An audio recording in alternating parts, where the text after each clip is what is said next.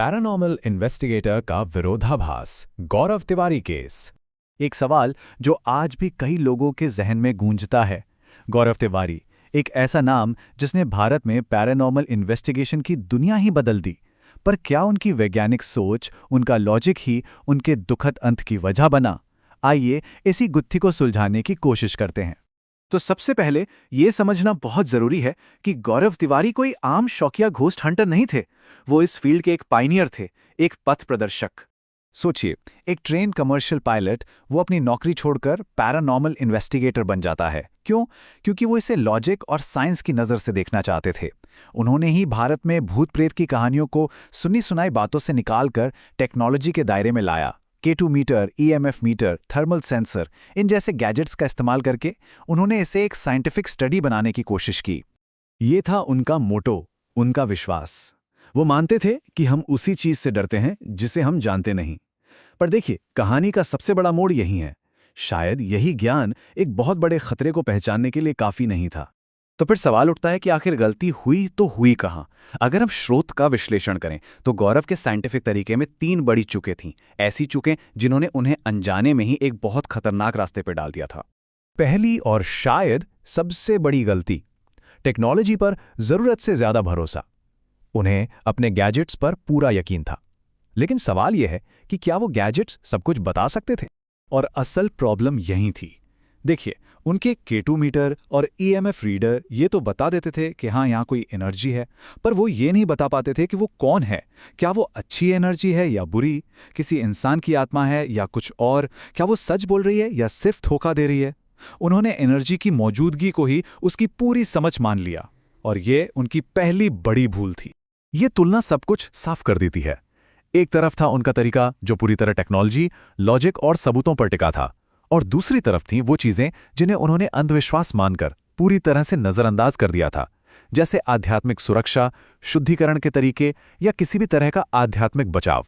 और यहीं से निकल कर आती है दूसरी बड़ी खामी, किसी भी तरह की आध्यात्मिक या पारंपरिक सुरक्षा का ना होना। वो नास्तिक थे, तर्कवादी थे, इसलिए उन्होंने कभी भी इन पारंपरिक सुरक्षा उपायों को जरूरी नहीं समझा।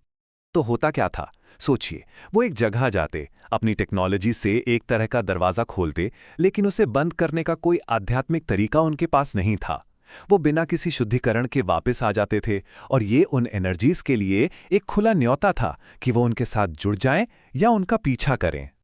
और अब आते हैं तीसरी और शायद सबसे जानलेवा गलती पर। यह गलती उनके मूल कॉन्सेप्ट में थी। वो ये समझने से चूक गए कि इस दुनिया में किस किस तरह की चीजें मौजूद हो सकती हैं।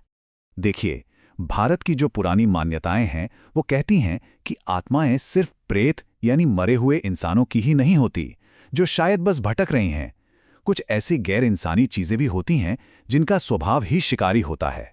उन्हें मुक्ति नहीं चाहिए, उन्हें चाहिए प्राण शक्ति, यानी हमारी जीवन ऊर्जा। गौरव का मानना था कि सभी आत्माएं बस इंसानी हैं और नुकसान नहीं पहुंचा सकती, और यही उनकी सबसे बड़ी वैचारिक गलती थी।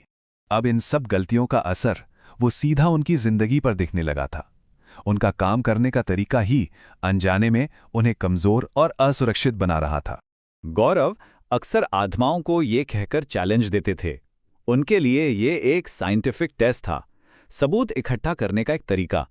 लेकिन आध्यात्मिक स्तर पर यह एक सीधा सीधा खुला निमंत्रण था, एक ऐसा कॉन्ट्रैक्ट जो उनके और उन अनदेखी शक्तियों के बीच की सारी दीवारें गिरा रहा था।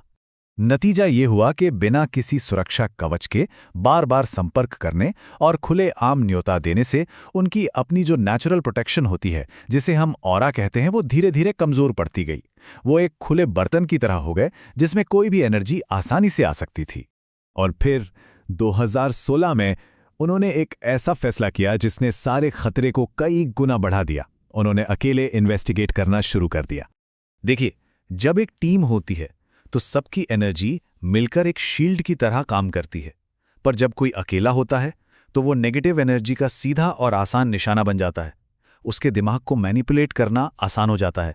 उनकी टीम के लोगों ने भी ये नोटिस किया कि अकेले काम करने के दौरान गौरव में मानसिक अस्थिरता और कंफ्यूजन जैसे लक्षण दिखने लगे थे। और अब हम पहुंचते हैं उनकी जिंदगी के आखिरी पड़ाव पर, एक ऐसा वक्त जहां 2 बिल्कुल अलग अलग सच एक साथ चल रहे थे। एक जो दुनिया को दिख रहा था, और दूसरा जो शायद सिर्फ वही महसूस कर रहे थे। 2016 की शुरुआत में उनकी शादी हुई, जिसके बाद उनके काम को लेकर परिवार में तनाव बढ़ने लगा। अपनी मौत से ठीक पहले उन्होंने अपनी पत्नी से एक बहुत अजीब बात कही कि एक नकारात्मक शक्ति मुझे खींच रही है। 6 जुलाई की रात वो देर से घर लौटे, उनकी बहस हुई और अगली सुबह वो अपने बाथरूम में मृत पाए गए।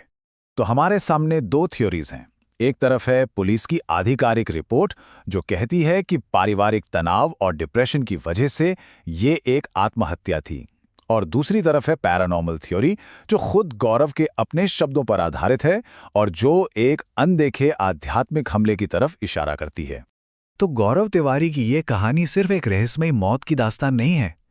ये इस फील्ड में दिलचस्पी रखने वाले हर इंसान के लिए एक सबक है, एक चेतावनी है। सबसे ज़रूरी सबक ये है कि खोज करने के औजार और बचाव करने के औजार ये दो अलग अलग चीज़ें हैं। आपका K2 मीटर आपको ये तो बता सकता है कि कमरे में कोई है, पर वो आपको उससे बचा नहीं सकता।